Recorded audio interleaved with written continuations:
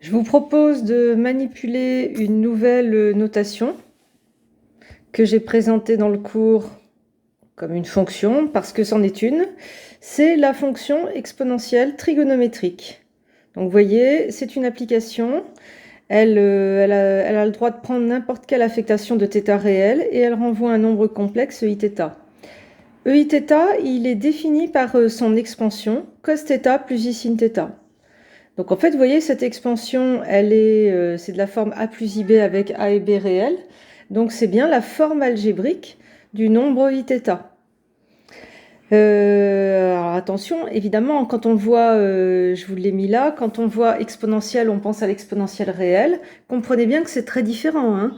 C'est vraiment une notation qui fait penser à l'exponentielle réelle, mais EIθ, c'est un complexe, il n'a pas de signe. Donc en aucun cas, vous n'avez le droit de me dire qu'il est strictement positif, etc. Ce que je vous dis aussi dans la définition, je vous précise que le point d'affixe EIθ, il est forcément sur le cercle trigonométrique, puisque son abscisse est cos θ et son ordonnée sin θ. Et donc évidemment, un nombre Iθ, quand on veut le dessiner, eh bien, en fait, il y a juste à savoir dessiner l'angle orienté θ. Là, vous aurez EIθ, tout simplement. Donc c'est ce qu'on va manipuler dans l'exercice. Donc, j'observe, ce qu'on me demande de dessiner, c'est que des nombres Iθ avec θ appartient à R, donc je sais qu'ils sont situés sur le cercle trigonométrique. En voici un. Enfin, le voici, j'ai choisi une unité à 3 carreaux ici. Et donc, pour dessiner EIπ sur 3, il suffit de savoir dessiner l'angle orienté π sur 3 sur le cercle trigo. Bon ben ça, c'est facile.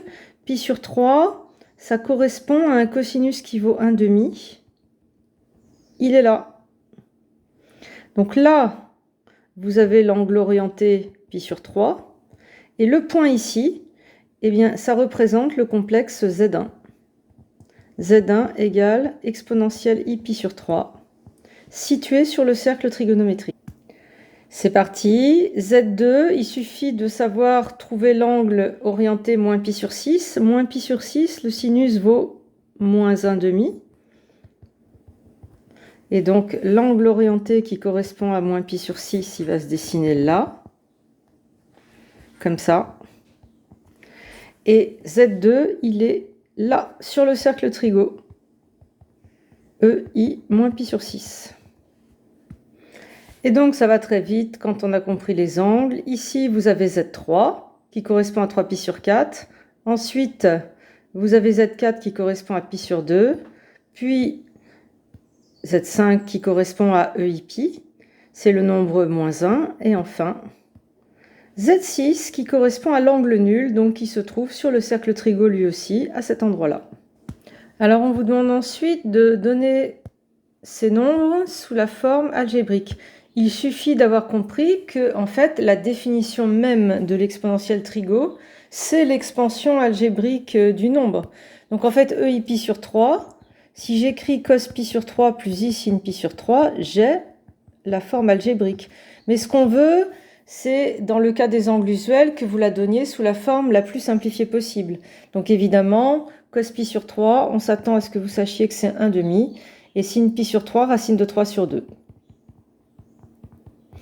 Donc là, j'ai mis le détail avec l'expansion en cos. Idéalement, comme d'habitude, j'aimerais que vous passiez de l'écriture exponentielle trigonométrique en expansion algébrique réduite. C'est parti. EI moins π sur 6.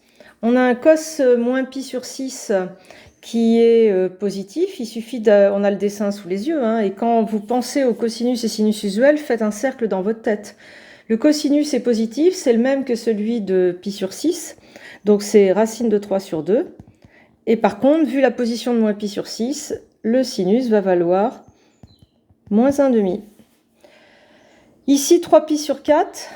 Π sur 4, lui, il a son cos égal à son sin, racine de 2 sur 2. On réfléchit à la position de 3π sur 4 pour ajuster les signes. Et donc, on comprend que le cos est négatif, le sin positif, et on ajuste. Moins racine de 2 sur 2, plus racine de 2 sur 2i.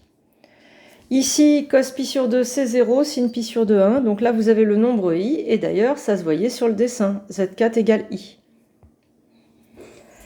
EI pi, sur le dessin, on a vu moins 1, et c'est pareil avec cos pi plus i sin pi. Enfin, EI0, sur le dessin, on a vu 1, c'est pareil avec les cos. Voilà pour ce premier contact avec l'exponentielle trigonométrique. À bientôt pour d'autres vidéos.